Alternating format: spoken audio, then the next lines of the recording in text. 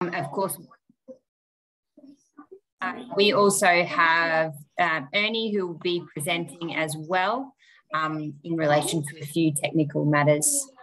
All right, so we'll move to the next slide.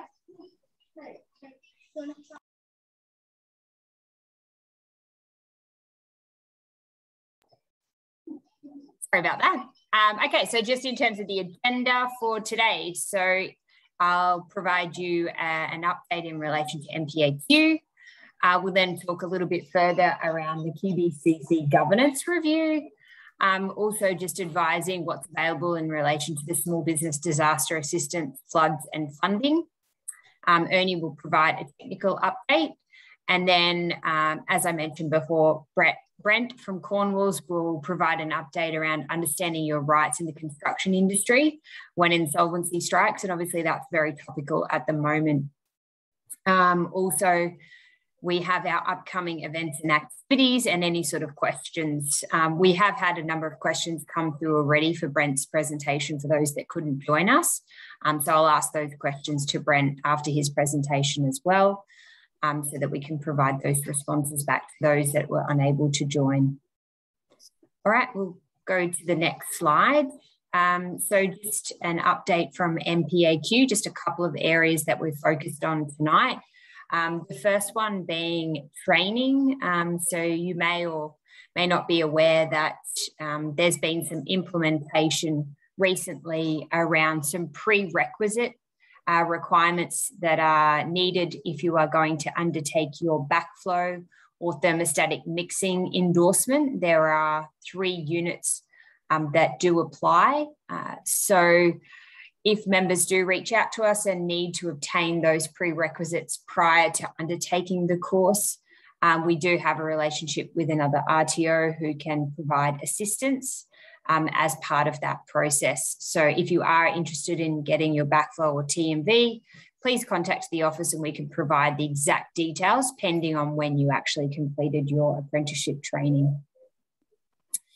The next item is around the advocacy work, and MPAQ does a lot of advocacy work, voicing our concerns of members to state government and also federal government as well. And on the next slide, I'll talk a little bit further around our QBCC, the QBCC governance review and MPAQ's position that we've provided back to the department on that.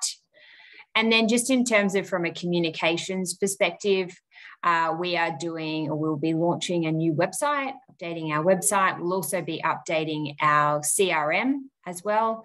And we also have a job portal coming, as well as a new app development as well. So we've got all of these projects on the horizon that we're working towards, and we're looking forward to releasing these to making it more user-friendly for members to be able to access.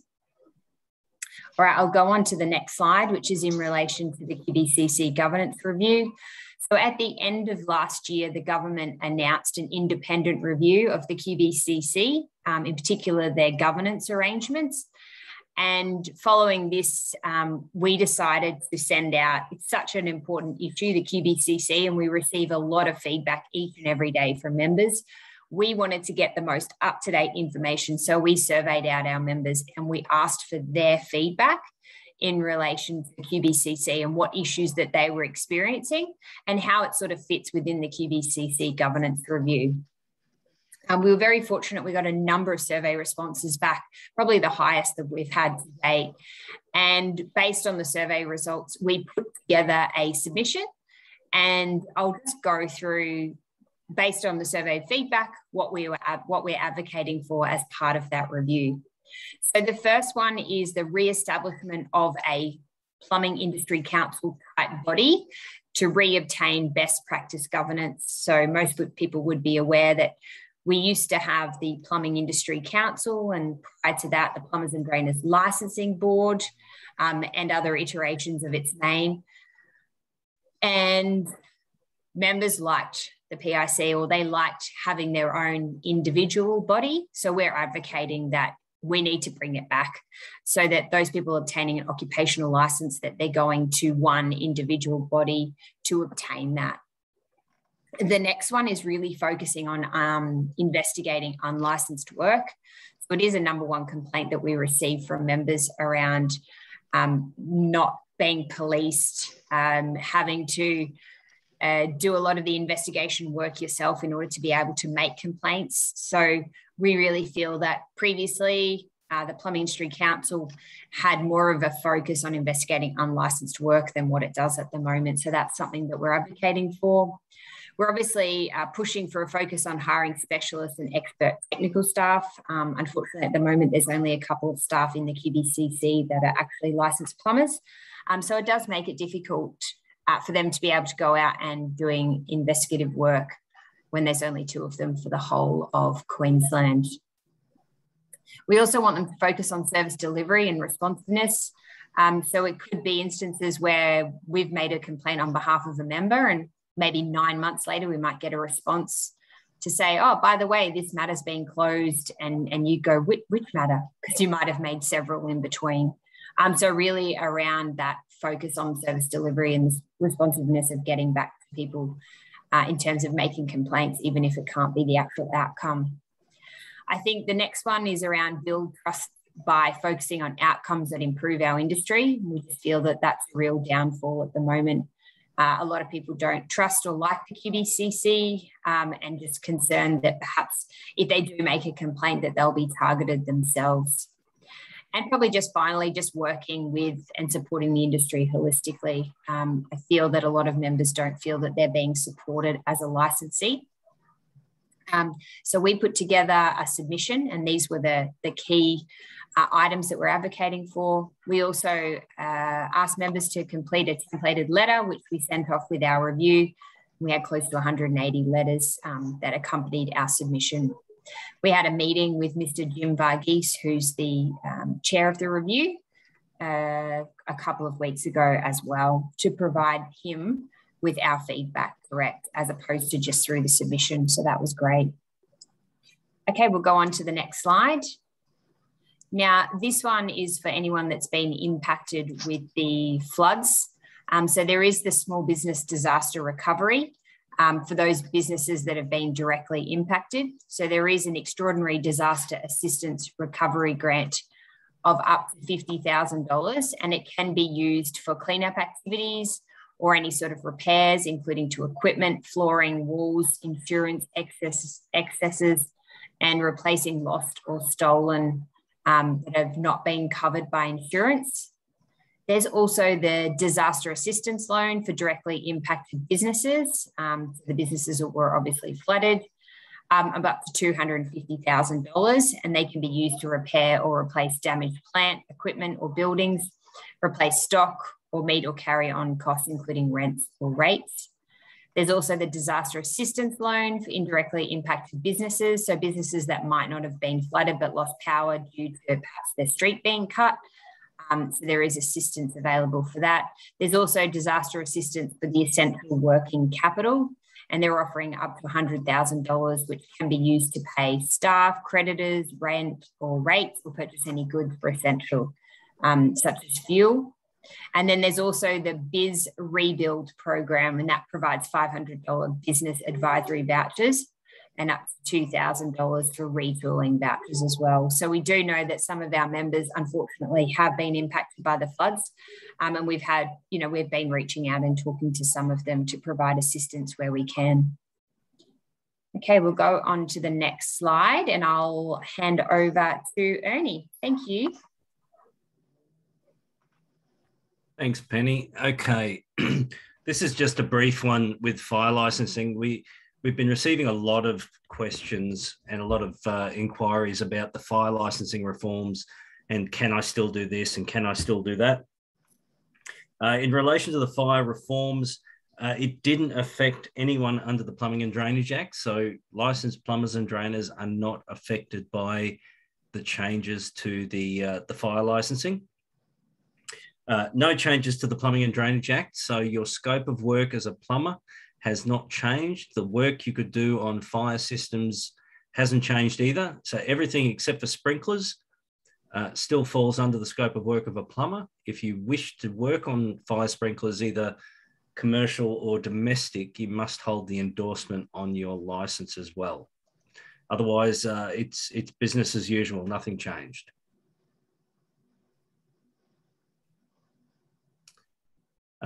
Just a couple of other things. Notifiable work, just something to keep in mind in relation to notifiable work. It only applies to existing buildings. If a new building is going up, it will not fall under notifiable work. It's automatically going to be permit work. And to keep in mind to always use correct wording on your invoices. Now, I'm a bit of an advocate that we shouldn't really have to worry about this because I would be guilty of it as well. The example I'd use would be if Mrs. Smith has put, or Mr. Smith has put a shovel through their water service and you went out and replaced a section of water service, on my invoice, I would say replaced 2 meters of water service. Unfortunately, by using the word replace instead of repair, it's going to trigger a Form 4 if they do an audit on you. When repairing a broken pipe is only minor work, replacing a section of pipe is notifiable work. It's ridiculous. I wouldn't, I'd get picked up for it myself, but just keep that in mind. If you do put down replace, and you do get picked up in an audit and you're having some issues, please come to us because you shouldn't be picked up for a grammatical error. Correct licensing, make sure that you're holding the correct licenses for the work you're performing. This is particularly in the case of either employees or subcontractors you may be using. If one of your employees holds an endorsement such as backflow or TMV or something like that, and you don't as the contractor, you can't direct them to do the work. So you can't have an employee licensed to do something that you're not licensed to do either, because under the Act, you can't direct or supervise someone to do work that you're not licensed for. We've had a few people get picked up for that. The new standards, so the Plumbing Code of Australia is due to come out in September this year. When the new Plumbing Code of Australia is released, that will call up the new versions of the standards we most commonly use, being 3500 and in the case of backflow there, the 2845.3. Up until 1 September, we're still running on the older versions, so the 2018 3500 and the 2010 2845.3 are still in effect until that Plumbing Code of Australia is called up. Incidentally, there are changes with those documents, primarily with your 2845.3, your test procedures will change again. The reporting of the valves will also change again. So there's a few things that you'll have to get your heads around when they are released. Penny already mentioned the new training package. So a new Certificate 3 in Plumbing was released just almost 2 years ago. Well, 2 years ago in November. That's still currently in teach out, but come November, it should roll over to the new package unless there is an extension applied to that.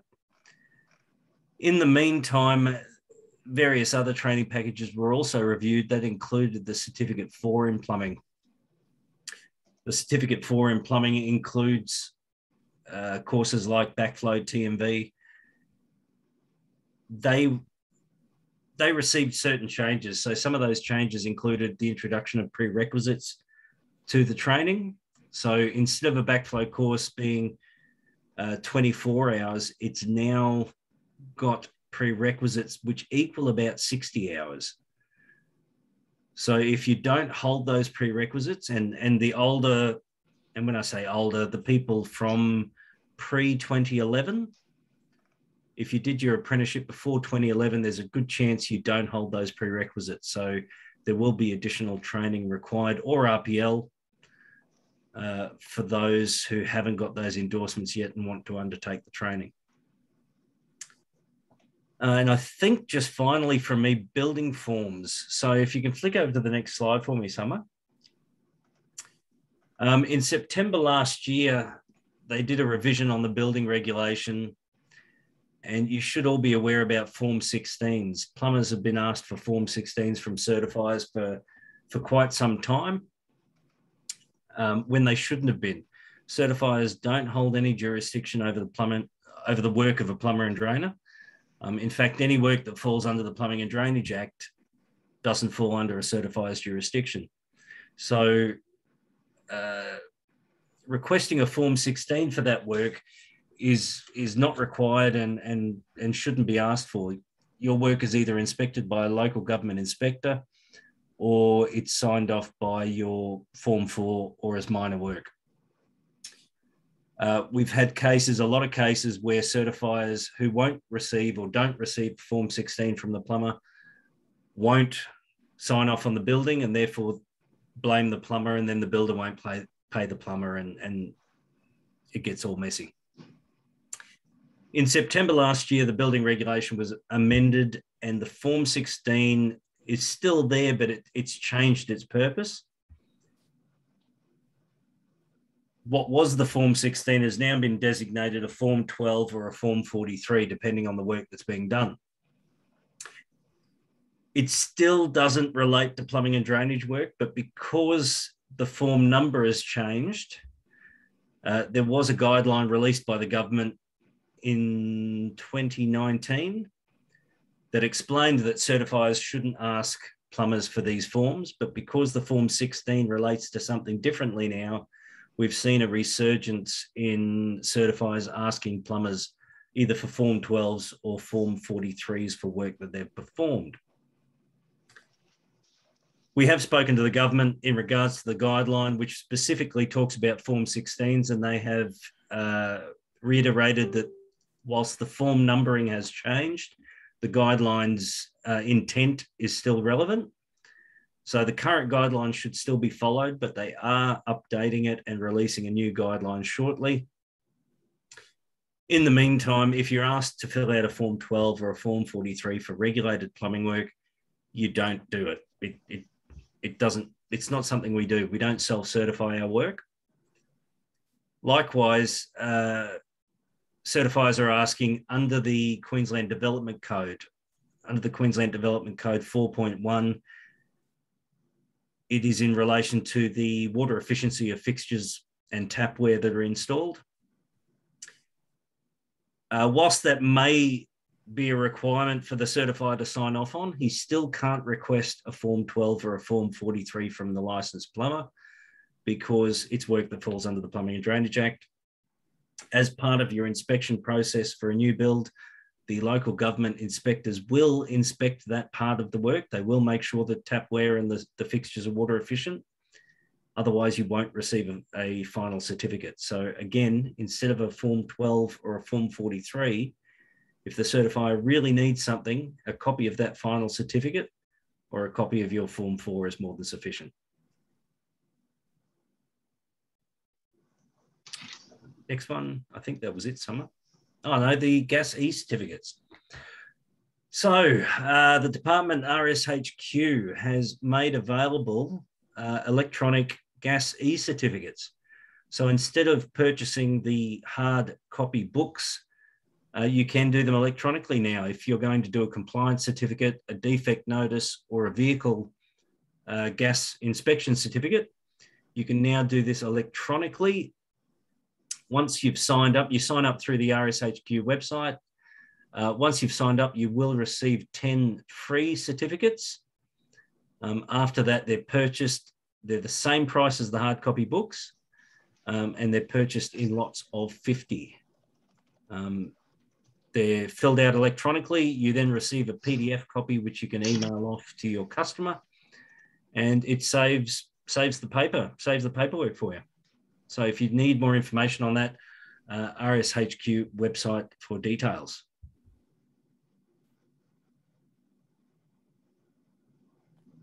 Okay, great. Thank you, Ernie. Thanks for providing that update. I know it's a number of calls that you receive and your team on those topics. Okay, now I'm going to introduce Brent Ample from Cornwalls. Brent's going to give an overview around understanding your rights in the construction industry when insolvency strikes. I'll hand over to you, Brent. Thanks, Penny. Appreciate the time to speak to your members. Now, if we could just flick forward, I've got a slide that I just want to use as a starting point in relation to this, or can I control the screen? No. Summer, can you just flick forward to my slide for me, please? I think they've put it onto one slide, onto this slide. Oh, hang on, here it is. Sorry. Yeah. Help! I'm so used to seeing my own livery. I apologise. Okay. Look, I've got 15 minutes or thereabouts here, so I'm going to blow through this a bit quickly. But there's going to be a question and answer at the end, and frankly, I despise chalk and talk, so I'd rather anybody who's got a question ask it. Can I start with the fact that this is an important topic for not just plumbers, but for everybody in the construction industry. And it's frankly just not something that we've managed to solve as yet. There are a lot of big promises that have been put out there about solving insolvency in the construction industry, its impact up and down the line, but it hasn't been achieved yet. So we need to look at it on that basis. Now, the first thing I want to talk about very quickly is administration and liquidation. Usually it's a result of poor journalism, not understanding the difference, but there is a difference between the two. So if you're the victim of either one, you need to understand what the differences are. Put it to you this way. Administration is what happens when a company thinks it might be insolvent, that is unable to pay its debts as and when they fall due. And the idea of administration is you call in an administrator, and the administrator then sees whether or not they might be able to trade their way out of the potential insolvency. Importantly, what it does is it creates a moratorium on doing nasty things to the company and its assets during that period of time. Liquidation is basically the company in its death throes. You call in a liquidator to basically gather in the assets of the company, get rid of as much as they can, and pay people what they're entitled to under the rules. Now, liquidation is invariably far worse for people further down the line, because liquidation generally involves the secured creditors, that is the banks who have mortgages and things like that, and people who have charges over various and or all aspects of the company, enforcing their charges, taking away the assets of the company, and then the poor old unsecured creditors, like people who are owed debts by the company, are left at the back of the queue, and they might get to share in some money, you know, at some stage in the future, although that invariably doesn't happen. So the most important thing you can do when there's potential insolvency floating around is to try to get yourself higher up the chain. It makes you it gives you a better priority in terms of trying to get at the money that you might or might not be owed. Now, there's a number of ways you can do that, and I just want to speak very quickly about those now. The two that are particularly relevant beyond getting things in your contract and getting things registered on the Personal Property Securities Register, and I'll talk about that a bit later, are the subcontractor's charge and what I like to refer to as the adjudication charge. Now, if I flip those over, the payment claim or the adjudication charge, when you're a subcontractor, you won't run into that very often. But I do want to emphasise on the off chance that you might occasionally, because people are using more construction management methodologies now than traditional principal contractor subcontractor arrangements. You will find times where you are contracted directly to the principal. If you're contracted directly to the principal and you have an adjudication that you've been successful on, you haven't been paid, there is a potential for you to register a charge over the block of land on which you're doing the work. Now, there's some technicalities around that, but it's important, because if your head contractor or your principal go broke in that set of circumstances, you've actually got a charge over the actual asset that you're doing the work on, the land. So it actually puts you in a better position in terms of potentially getting paid. Now, you might be behind a mortgagee or something like that, but at least it puts you in a better position than being an unsecured creditor who is unlikely to get paid at all. The one that's probably more important from your standpoint is the subcontractor's charge. Now, that's been rolled into the Building Industry Fairness Act in 2017. But for those of you who remember what a subbies charge does, basically, if you think about the traditional contracting methodology of principal, contractor, subcontractor, what happens is the subcontractor is owed some money by the contractor. So what the subcontractor does is it serves a notice on the principal and says, well, to the extent that, Mr. Principal, that you owe any money to your contractor, they owe me some money as subcontractor, so I want you to hold that money in place while we sort it out with the contractor. Now, that sounds good in theory, and it will give you a charge over the money that's potentially due and owing. That can be a little bit better in theory than it is in practice, because often when there's insolvency floating around, the letter that comes back from the principal to you as the subby is, well, that's nice. We don't owe them anything because, as you may have noticed, they've just gone broke and we have a lot of claims against them for defective work that hasn't been completed on time, and so on and so forth. On top of that, it also means that you have to commence proceedings to what they call enforce the charge, and you have to do that within a month of service. Now, you can solve a bit of the dollars issue in relation to that by potentially clubbing together with other subcontractors, or alternatively, what you can do is you can just file the proceeding and then just stick it in your back pocket. You have a year to serve a proceeding. But what you can do is you can serve your charge, file your proceeding, and then basically just sit there and see how it all shakes out without having to spend too much extra cash. The advantage of the subbies charge, as I've said, is it gives you some security over money coming down the line, rather than, again, just being rather than just being an unsecured creditor of a company that's just gone broke and clearly won't be able to pay.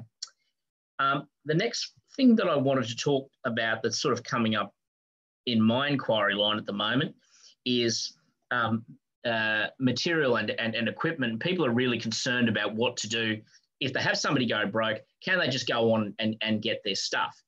Well, probably so. If you set yourself up, and a lot of this stuff is setting yourself up beforehand. I mean, I can go on for hours about how you can contract to deal with insolvency. But there's a couple of things I want to drive home. What you need to do, you need to make sure that when you're on site, when you take stuff on site, if you get the impression there's going to be an insolvency, don't bring all of your plant and equipment on site. Generally speaking, you'll be able to get it off, but it can be a bit of a pain in the backside, and a liquidator can take up to 21 days, 28 days to determine what they want to do. So that might not be a great answer for you if you're sitting there with a whole bunch of material and stuff in situ. But there's some things you can do contractually in terms of it, and I think it's a good idea to have a good think about this. A lot of people will have retention of title terms on the back of their invoices. Don't stick them on the back of your invoices. They don't work. It's no good giving somebody a retention of title clause after they've ordered the product and the contract's been entered into it. What you need to do is you need to have a standard set of terms and conditions that include rights regarding your retention of your property and who owns it. Now, can I just pause there for a second and make this point? If you put the stuff if you've already installed it in the property, it ain't yours no more. It's not a chattel. It's become actual part of the land. You can't go out and rip it out. I've had one glass contractor have the go and try to rip glass out of a premises where someone went broke. They got themselves in trouble. The best example I can think of is someone who tried to rip out electrical wiring associated with the NBN. He got charged in South Australia. He got himself in a lot of trouble. So don't go rip stuff out unless you own it. The important part that I need to emphasise, though, is, and it's not well understood necessarily at the subby level, is when you have stuff that's sitting on site that you might have parted with possession of. This is the traditional retention of title. Traditional retention of title is, I've given you something, but you don't own it until such time as you pay me. If you have that in your contracts, you need to have that registered under what's called the Personal Property Securities Register. And if you don't, then when the liquidation happens, the liquidator will own the stuff. That's not particularly good from your point of view. Registration on that register is about $20 per registration. It is an absolute lifesaver. If you want to talk about that in due course, please let me know. I'm very happy to go into detail about it. I've got some very good guys here who do that. Is that $20 per item? Per registration. If you register, like say you've got a bobcat and an excavator. And... yeah, you register all at the same time. Equipment is a little less problematic than material. Material is the one that freaks people out, in my experience. But needless to say, you need to be a bit careful about your equipment too, because done wrongly, you can lose your equipment. Happened in WA in a case called Forge, lost $20 million worth of excavating equipment. I can tell you the people involved weren't particularly happy. Next question is, what do I do with the people who are below me if I have suppliers myself and subcontractors? The best I can tell you at this stage is you need to sort that out contractually, because you can't just not pay people. You're in a bit of an unfortunate position. There really isn't much you can do except try to sort it out. Most importantly, that's why you need to make sure that you can get your stuff as quickly as possible from site, because at least you might be able to go and do something else with it rather than being sat in a bit of a holding pattern for 21 days, which would be significant for any small business. Some general issues relating to liquidators and insolvency. I see too many subcontractors. Now it's just the nature of the business. I've said this to liquidators, and this has been run in court as well, that it does the industry no credit, but unless you chase debts in construction, you don't get paid. Unfortunately, it's just the way the business works. Liquidators don't understand that. And because they don't understand that, you will find if you've been paid an amount in the 6 months before the liquidation commences, you are going to get a nasty letter from the liquidator saying, give us the money back. It's a preferential payment. In order to assist you with that, there are some things you can do. Apart from, if you get a letter like that, get legal advice. Doesn't matter who you get it from somebody who knows construction. I'm not advocating one person or another in relation to that, but go and get some, because there are some technical answers that you can make if you get a letter like that. More importantly, just because the liquidators demanded it or said it doesn't make it true. There are a number, unfortunately, the way people word letters doesn't help them sometimes. May I recommend to your members that if you are going to write letters to people, do not use words like insolvent, broke, unable to pay your debts. If you use any of those, the liquidator will fasten onto you and it'll be very difficult to deal with them. So just make sure that you're asserting your rights. They might come after you anyway, but at least you'll have a better chance you're not going to get tripped by your own wording.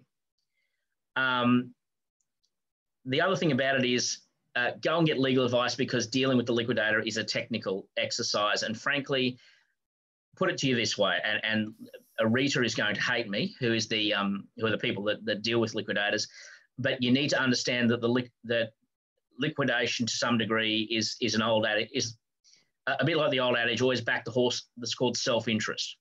The first person to get paid in a liquidation is the liquidator. So the more money the liquidator gets in to pay his own fee, the more money available to pay the liquidator. So you can often use that to cut deals with them and things like that. So you need to really think about what you're doing, and it's a good idea to have somebody like a lawyer have a look at this sort of stuff, so we can be a bit of an independent and sort of cool head when these sort of issues arise. Apart from that, that's a very quick encapsulation of what I wanted to say. It's a much bigger topic than that, naturally. Yeah, thanks. And said I appreciate fully the problems of this industry, and unfortunately, it's one you've really just got to start managing your business on purpose, I like to say. It is worthwhile going out and getting your contracts looked at from a how do I manage insolvency in terms of my contracting. And it's also worthwhile going out and having a look at things like trade contract insurance and those sort of things. They can be insanely expensive, but look, at the end of the day, insurance isn't a bad idea for some of this stuff, because at the end of the day, the industry is hierarchical. I don't think there's any way to get away from it. No one's come up with a perfect solution that insulates everybody if something goes broke, particularly if someone goes broke in the middle, like a contractor. So you just have to protect yourself as best you can and continually run your business on the basis that how much credit am I prepared to extend to people who haven't paid me and things like that. I think that's the take home from it. Thanks, Brent, for providing an overview. I think that was very useful information. Just when you were talking in relation to the liquidators, one of the questions that came through was in relation to that preferential payment. What happens if the plumbing contractor's already spent that money? Like, does a liquidator sue the plumbing contractor for those funds? Like, what would the process be? I know you obviously said get legal advice. Yeah.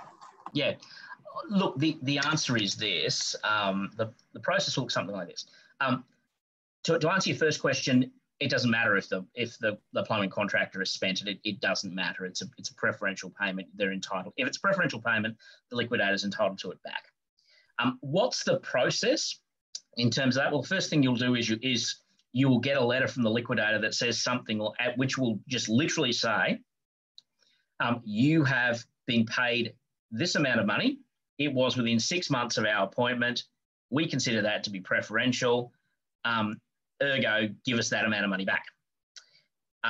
That's the first. You might get a letter that there's a little bit more detail than that. It might go into your correspondence and things, but that varies, depends who your liquidator is. Usually the answer to that back to the liquidator is, well, you assert those things, but we had no idea the company was insolvent, or we have no reason to suspect they're insolvent. What we suspected is they were just being jerks, because that's the way the industry is. So we kept hammering away. We had no idea they were insolvent or anything like that. So you write something like that, you say, what's the basis upon your assertion? You'll get a letter back usually. And then what you can do then is generally you can cut some sort of a deal with the liquidator. And I can tell you, it's generally a pretty favourable deal in the construction industry. And often you can pay over some time because the liquidator is very keen to get some dollars in, and because they want to pay themselves, frankly. So if you can put together something that looks sort of vaguely sensible and isn't over forever, liquidator has to get approval if a deal is more than 90 days in duration. So if it's less than 90 days and you can put together something very basic, you'll often cut the deal. I mean, I'll give you an example. I acted for a plumber in relation to one of the liquidations happened a couple of years ago with a very aggressive liquidator.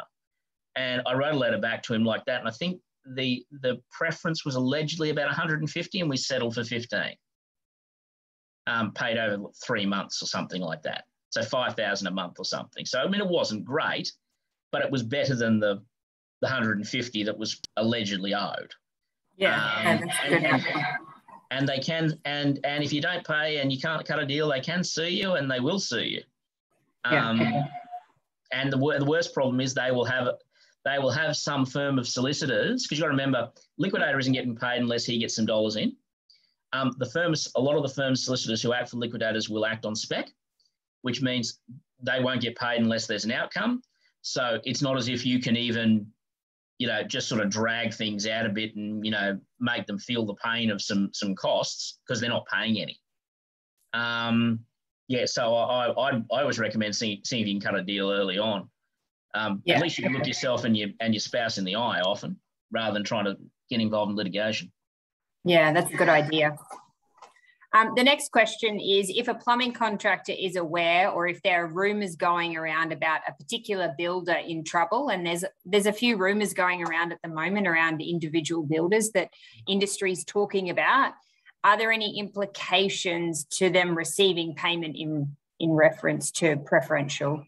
So if you're aware of XY builder that might be in trouble, are you in any breach or anything at that point? Oh, look, what you subjectively know is what you subjectively know, is I suppose my answer to that question. In terms of, I always think it's better to accept the money and have the argument about it later.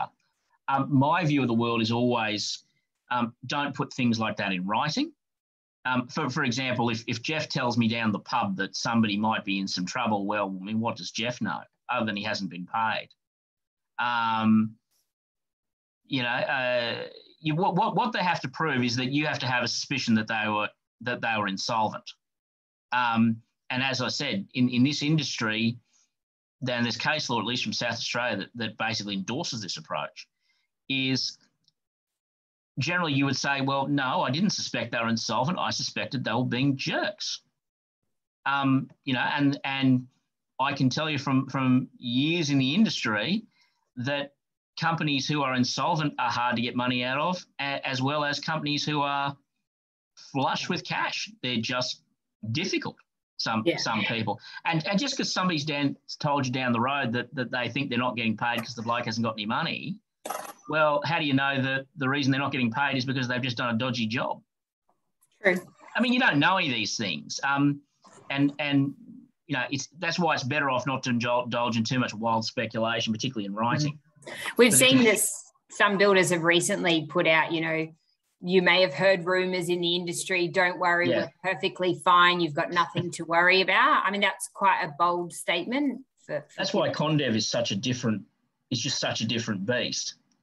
They put out almost the opposite statement. They said, I think we'll be fine if we get some dough. Support from the developers. Yeah, but, it just seemed to be a very different scenario than the one you usually see, which is, as you say, builders saying, no, we're flush with cash. What are you whinging about?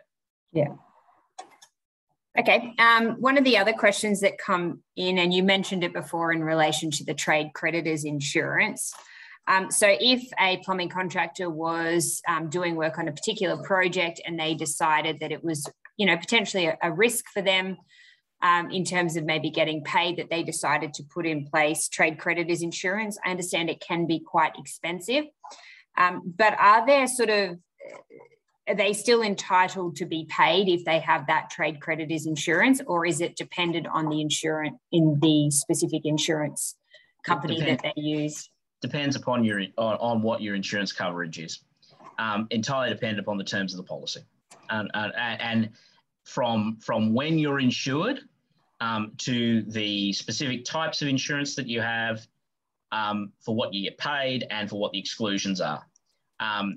For example, they're not going to take out, they're not going to take a policy of insurance related to Condev, for example. There'll be something in their policy about when your insurance kicks in. And more important than that, as most of them, as I understand it, are basically work on a contractor by contractor basis. There are certain contractors they just won't insure. If you want to do work for them, your policy doesn't respond. That's obviously a risk. Sorry, that's obviously a risk that each business would need to assess if that's what they chose to do. Oh, look, that's right. There are certain other bodies who said if they won't insure them, don't work for them. I mean, that's ultimately it's a commercial decision for people to make as to whether they want to do it or not. But I mean, taking the conservative view, and particularly in the current market, if the insurer won't back them, then you'd have to give some thought to whether you want to be involved or not, I would have thought. Yeah, of course, especially if perhaps you might have one job with a builder and then they're offering you potentially two more. Do you want to take the risk as a business to perhaps, have a lot of your work with one particular builder? Because obviously if they did go into liquidation, it would be a massive risk on your business, especially if you didn't have the trade creditors insurance in place as well. This is the old, what I was saying before about doing your business deliberately. And part of that is potentially the old adage of not putting too many eggs in one basket. Because the reality is, and we've all seen it, construction companies go very fast. 1 minute you think they look fine and the next minute, bang, they're gone. So it's very difficult to keep a track of them. So when you're sort of playing a bit of, close misère with the other team and you really don't know what their finances are, you probably need to be having a look at, do I want to be exposing myself entirely to one company? Yeah, definitely a commercial decision for individual businesses. Yeah. Sorry, I've got two more questions. The first one is, in a situation of ConDev or ProBuild, does QBCC have the power to audit those subcontracting firms who were impacted? Will they be looking at the creditors list and then potentially targeting them to provide updated financials? And do they actually have the power to do this? Look, I think the answer is they potentially could, I think. But I suppose the practical point is I don't think they're going to, for at least the following reasons. One, I've never seen them do it in the context of a collapse.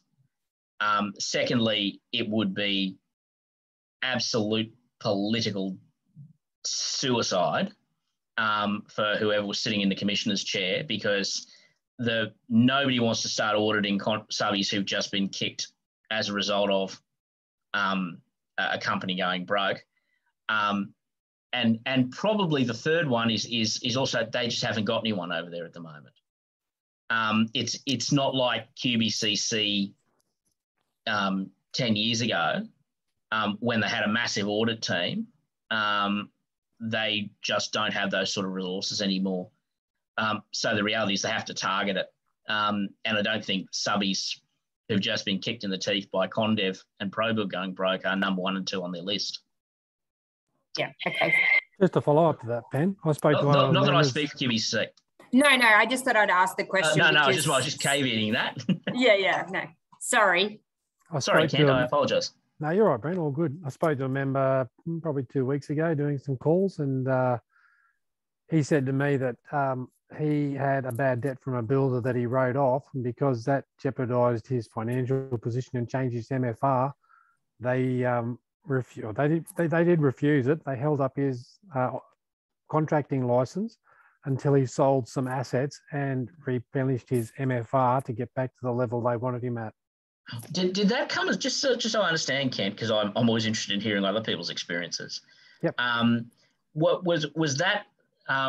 What triggered the MFR? Was there an audit that they'd done of him, or what was the trigger? I believe his MFR the year before was fine, and then he went to fill it in for the following year. Went for the following year, and because he'd written off a bad debt to a builder, it put his cash flow down a little bit. He still owned everything, still travelling fine, paying everyone, everything was fine. Guys were getting paid, subbies were getting paid, suppliers were getting paid, but because he didn't get to the ratio that they wanted for him to have his level of licence that he had to sell assets to get back to where he was. And it only happened because he was written off a bad debt to a builder. I understand that. Sorry, what I should do is I should probably nuance my answer a little bit. Yep. I was talking in terms of are they going to audit somebody, or are they going to be looking at this sort of stuff in terms of specifically ConDev, ProBuild, people who will go broke? Are they getting the creditors list and saying, well, better keep an eye on all those people? No, I don't think they're going to do that. No. Will they, when you go to put in your annual returns and things like that, they'll assess your annual return in the same way as they assess any other year. Yeah. That might mean that if you don't have the asset there, because one of the things you have in relation to your MFR when you're talking about debts, you have to do your collectability analysis naturally. So if one of your assets is a trade debtor or something like that, and you don't have it the next year, then yes, they're going to have to apply it that way. Yeah. Sorry, I took that as a slightly different question. My apologies if I've... No, all good. Yeah, but no, your situation is quite right. I was speaking more in terms of audit and things like that. Mm-hmm. Okay, sorry, and I just have one more question that has come through. So if a project trust account was in place on a project when a company goes into liquidation, can the liquidators actually claw back the funds, which I think is obviously what you've covered before? So is there a loophole in the trust account framework that doesn't necessarily protect the subcontractors for the preferential payment? No. Bottom line. For those who are unaware, just the 2-minute analysis is this. When you have the project trust account, the money goes into the project trust account from the principal. There's one account, but all the subbies have a beneficial interest in that money. What it is to the extent of their entitlement. Now it's a little bit complicated, but when that money comes out, that's not the contractor's money that's coming out. That's the subcontractor's money that's coming out. It's just being all put into one conglomerated account. Because the contractor doesn't own all the money in the account, it's not an asset of the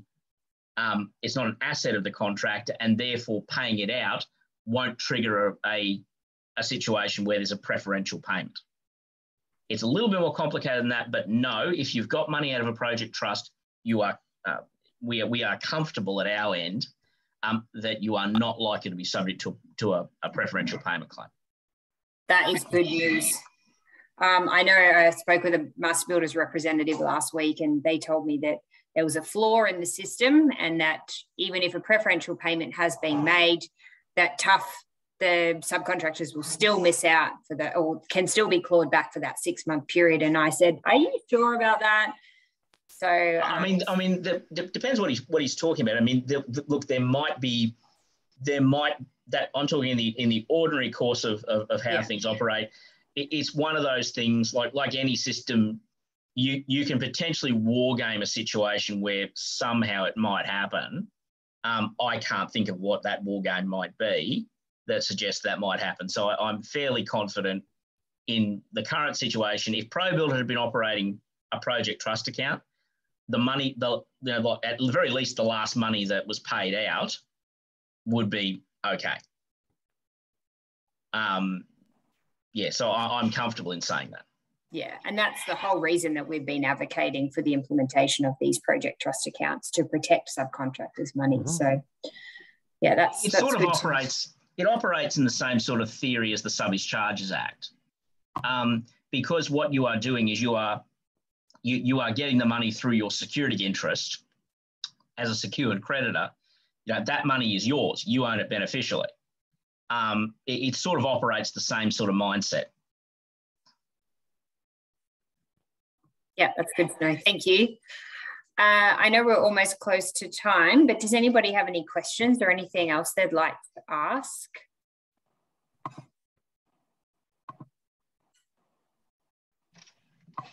Actually, I've got a quick one for Brent. Yes. You sort of touched on it. Well, you almost touched on it, I should say, before.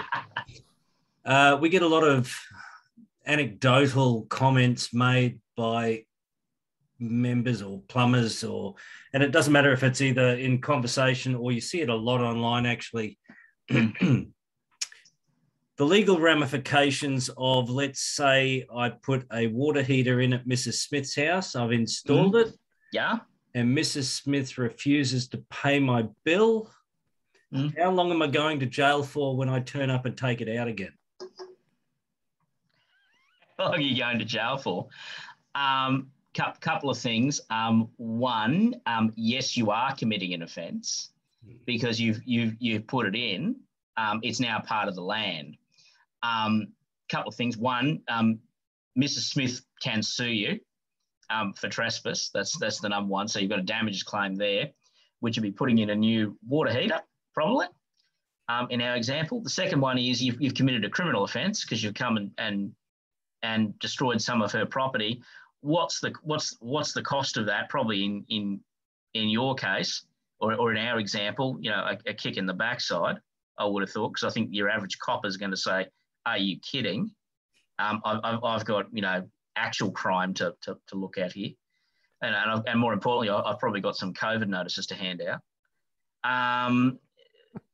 Yes, if perchance the answer is that the copper just wants it to go away, I suspect what your client's going to end up, what the plumber's going to do is end up writing a grovelling apology to Mrs. Smith, say, "Oh, I'm terribly, terribly sorry," and that'll placate the thing.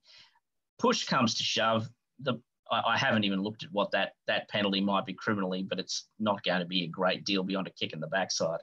Okay. Can I just make one point though?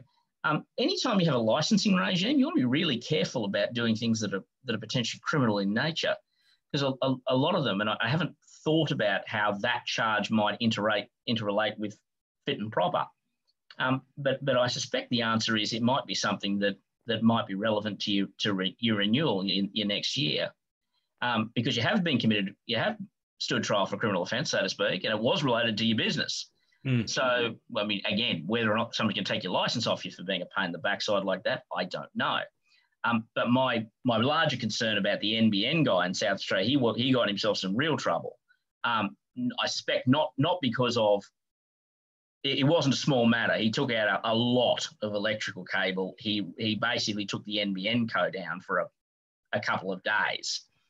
So annoy a government instrumentality, and I can guarantee that the kick up the backside will be a lot swifter than Mrs. Smith down the road. Right. I suspect. No, well, that's good. Look, it's always been the understanding that it's not legal to do that and all that sort of thing, but a lot of people think it is. Oh no, I absolutely believe it. That glass contractor I was talking about, his solicitor wrote to us and said his client was going to come and take it.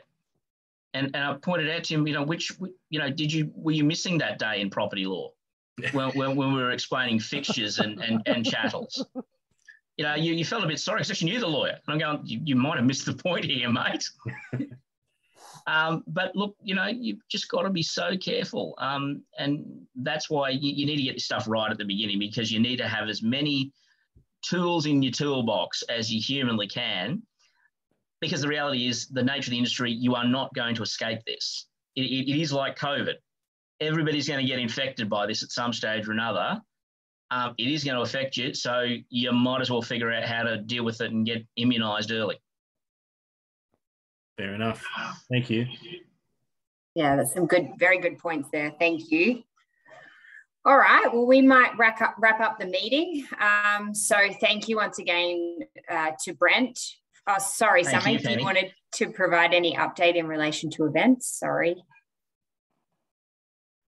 Yeah, thanks, Penny. I was just going to mention really quickly some of the other events we've got coming up soon. Obviously, we do have some of these, more of these member meetings coming up throughout the year. mpaq.com.au/events is where all of the upcoming events are saved and they can be registered for. But specifically, I wanted to mention some workshops we've got coming up. The first one's coming on the 6th of April in Brisbane in Sunnybank, about business culture and team building. And then we've got Gold Coast and 2 online ones coming up a little bit later in the year. We also have golf days back again this year. So we're doing 5, 2 in Brisbane, Gold Coast, Toowoomba and Rockhampton. And we have Plumbing and Gas Trade Expos back again for the first time since 2019. And so we're doing pretty much every major city in Queensland with those. So there's 10 of those throughout the year. They're free to attend. There's a lot of great exhibitors coming on board for those. So we'd love to see as many people as we can at those when we're in your area. That's it from me. Great. All right. Thank you, Summer. I know we've run over time. I know we've had a couple of questions, but yeah, just wanted to say thank you for taking the time to join. For those that were unable, we will obviously provide a copy to all of our members. They can access this presentation at any time. Thank you in particular to Brent from Cornwalls for providing those valuable information to us tonight, especially those question and answers and the presentation as a whole. I'm sure that members will definitely be able to take something away from that tonight. My pleasure, Penny. All right. I hope everyone has a great night, and thank you very much for your time. Thank you. Thank you. Bye. Yeah, bye.